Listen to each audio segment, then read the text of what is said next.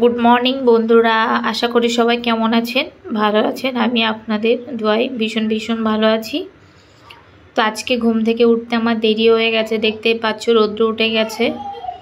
তো এবার আমি আস্তে আস্তে রান্নাঘরের দিকে চলে এসেছি। বাড়িওয়ালা বাজারে গিয়েছিল, বাজার থেকে মাংস নিয়ে চলে এসছে। তো মাংসগুলো এবার আমি সুন্দর করে ধুয়ে নেব।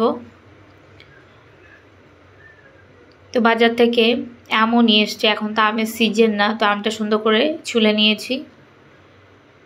তো আমটা দেখো ভালোই বড়। তো আমটা এবার টুকরো টুকরো করে কেটে ধুয়ে নেব। তো মাংস ধোয়া হয়ে গেছে, মাংসটা চাপিয়ে দিয়েছি। তো মাংসটা এবার সুন্দরভাবে মশলা দিয়ে কষিয়ে নেব। কষিয়ে নেওয়ার পর একটু পানি দিয়ে দিলাম। তো এবার একটু নাড়াচাড়া করে মাংসটা ঢেকে দেব যাতে সুন্দর সিদ্ধ হয়। তো দেখো মাংসটা হয়ে গেছে রান্না। তো এবার লো ফ্লেমে দিয়ে দিয়েছি। তো মাংসটা এবার নামিয়ে নেব। এদিকে আমটা চাপিয়ে দিয়েছি একটু নুন হলুদ দিয়ে। তো আমটা এবার ফুটে উঠেছে, নামিয়ে নেব। তো এবার চিনি দিয়ে দিয়েছি, দিয়ে আমটা সাঁতলিয়ে নিয়েছি।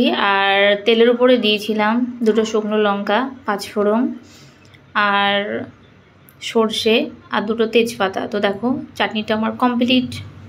তো চাটনিটা হয়ে গেছে, দেখতে কেমন হচ্ছে প্লিজ অবশ্যই জানাবে। তো এবার আমি রান্নাঘরটা সুন্দর করে মুছে নেব, যেহেতু রান্না কমপ্লিট আমার। তো বড় ঘরের দিকে চলে এসেছি। টাইসের ঘর ভীষণ নোংরা হয়, আর আমার মেয়ে তো ছোট, সেটা তো তোমরা ভিডিওতে দেখো।